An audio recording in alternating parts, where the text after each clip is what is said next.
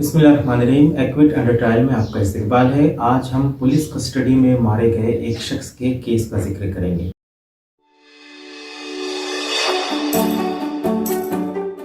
मामला आज से 27 साल पुराना है। 1993 में तमिलनाडु के एक शहर से एक शख्स को पुलिस ने अगवा कर लिया, जिसका नाम था राजा कन्नू।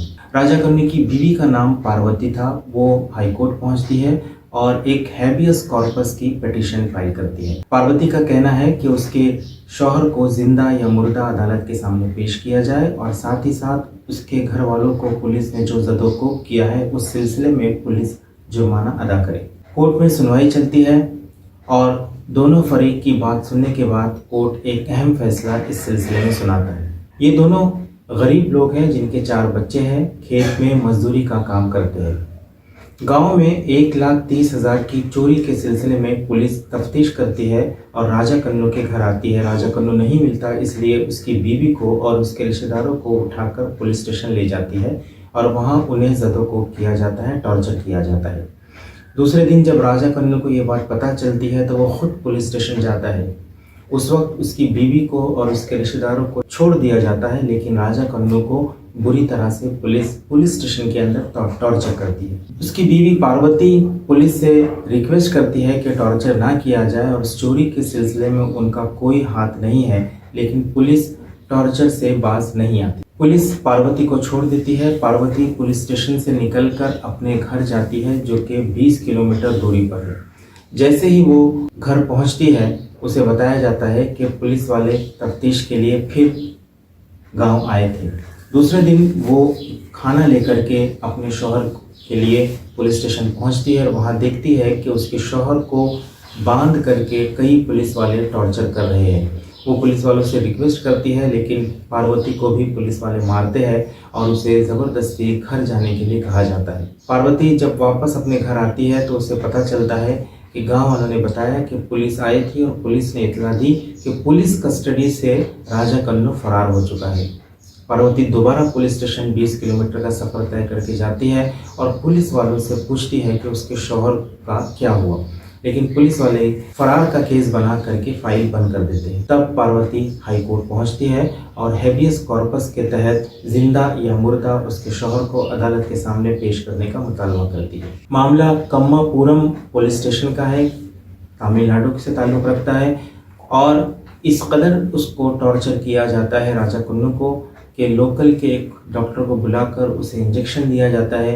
जब उसकी तबीयत थोड़ा समझती है तो फिर उसे टॉर्चर किया जाता है और उस टॉर्चर के नतीजे में वो मर जाता है। पुलिस फरार का मामला दर्ज करती है और इस केस को साबित करने के लिए झूठे विटनेसेस और गवाह और रिकॉर्ड तैयार करती है। उसकी बीवी फरार के केस को तस्लीम करने के लिए बिल्कुल भी तैयार नहीं होती, क्योंकि उसके सामने उसके शौहर को पुलिस ने बांध करके टॉर्चर किया था। पार्वती उसी दिन टेलीग्राम करके हाई कोर्ट, चीफ मिनिस्टर और होम मिनिस्टर को इतला देती है कि उसके शौहर को पुलिस उठाकर ले गई है, टॉर्चर किया है और उसको पुलिस कस्टडी में मार दिया गया है और फरार का झूठा केस बना रही है। वो अपने टेलीग्राम में लिखती है कि उसे पूरा यकीन है कि उसका शौहर फरार नहीं हुआ है, बल्कि पुलिस कस्टडी में टॉर्चर के नतीजे में हलाक हुआ है। उसका ये भी कहना है कि बिला वजह पुलिस ने उनको पुलिस स्टेशन बुलाया और उन्हें सेक्शन 41 और सेक्शन 151 CRPC के तहत कोई नोटिस नहीं दिया गया,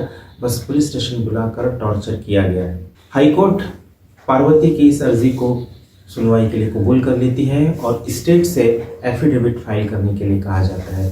स्टेट जो एफिडेविट फाइल करती है उसमें ये बात लिखी जाती है कि पूछताछ के लिए राजा कन्नू को पुलिस स्टेशन बुलाया गया था, लेकिन उसी दौरान वो वहाँ से फरार हो गया और उसके सबूत के तौर पे गवाहों के बयानात और कुछ रिकॉर्ड्स कोर्ट में पेश किए जाते हैं। पुलिस ने बताया कि फरार होने के बाद राजा कन्नू एक शख्स से मिला था, उससे 100 रुपये उधार लिए थे और उस 100 रुपये की मदद से वो कहीं दूर चला गया।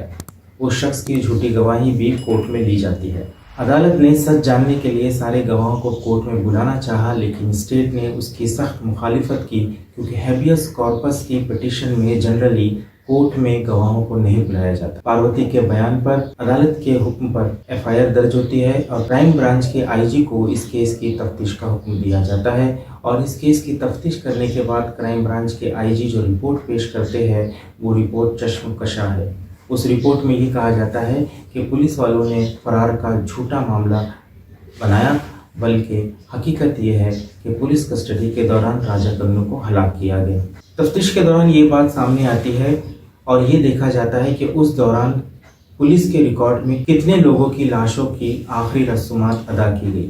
पुलिस रिकॉर्ड में 2 लोगों की लाशों के बारे में जिक्र सामने आता है। एक लाश को उसके घर वाले ले जाते हैं और तजहीज़ और तकफीन करते हैं, और दूसरी लाश को पुलिस वाले खुद जो है आखिरी रस्मात करते हैं। जब उस लाश की फ़ोटो पार्वती को दिखाई जाती है तो पार्वती शनाख्त करती है कि ये वो उसका शौहर राजा कन्नू है। ये बात सामने आने के बाद पुलिस वालों के खिलाफ सेक्शन 302 आईपीसी के तहत कत्ल का मुकदमा दर्ज होता है।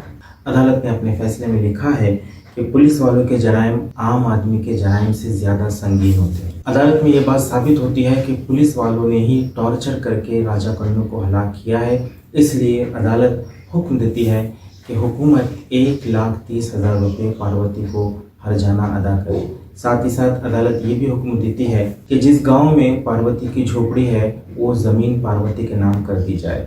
अदालत ये भी हुक्म देती है कि 25,000 रुपये पार्वती की छोटी बेटी के नाम पर बैंक में डिपॉजिट किए जाए, और जब वो बेटी जवान हो तो उसे सूद समेत वो रकम अदा कर दी जाए। अदालत ये भी हुक्म देती है कि पार्वती के रिश्तेदारों को पुलिस स्टेशन में बुला कर के जो टॉर्चर किया गया है उनमें से हर फर्द को हर्जाना हुकूमत अदा करे। अदालत ने न सिर्फ टॉर्चर किए जाने वाले अपराध को हर्जाना देने की बात की है, बल्कि उनके बच्चों तक को हर्जाना देने की बात की है जब वो अपने जवानी को पहुंच जाए। अदालत ने हुक्म दिया है कि 3 महीने के अंदर इस ऑर्डर पर अमल किया जाए।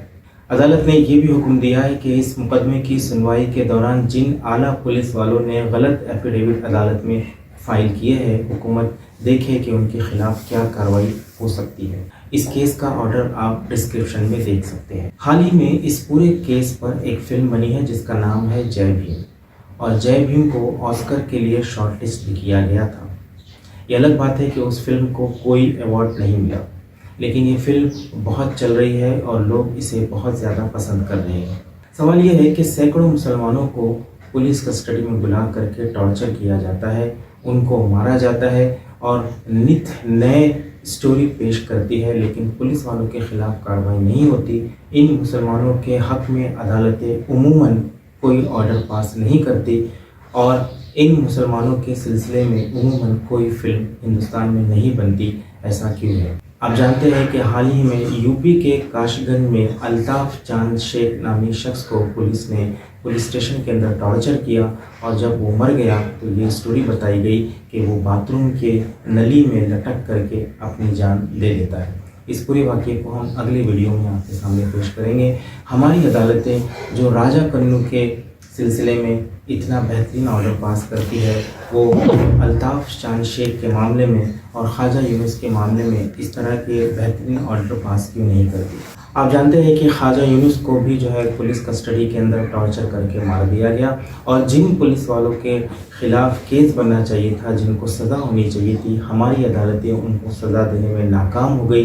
यही वजह है कि ख्वाजा यूनुस के कातिल सचिन वाजे आगे बढ़ करके क्राइम पर क्राइम किए जाते हैं, बम ब्लास्ट जैसे मामला उनके सामने आते हैं, और आज फिर आप जानते हैं कि एक दहशतगर्दी के मामले में सचिन वाजे जेल की सलाखों के पीछे है। अगर उसे ख्वाजा यूनुस के कत्ल की सज़ा उस वक्त मिल जाती तो बहुत मुमकिन था कि वो इस तरह के जराइम ना कर पाता।